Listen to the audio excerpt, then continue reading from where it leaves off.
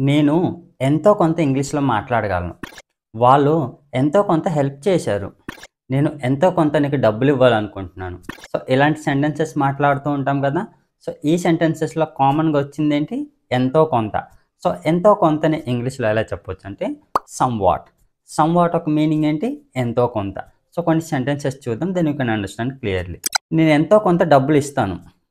Somewhat I will give you money. Somewhat I will give you money. అతను ఎంతో కొంత ఇంగ్లీష్‌లో మాట్లాడగలడు.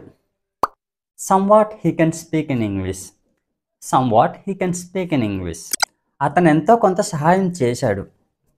Somewhat he helped. Somewhat he helped. నేనెంతో కొంత మీకు సహాయం చేయాలనుకుంటున్నాను. Somewhat I want to help you. Somewhat I want to help you. మీరెంతో కొంత ఇంగ్లీష్ నేర్చుకోవాలి. Somewhat you should learn English. Somewhat you should learn English.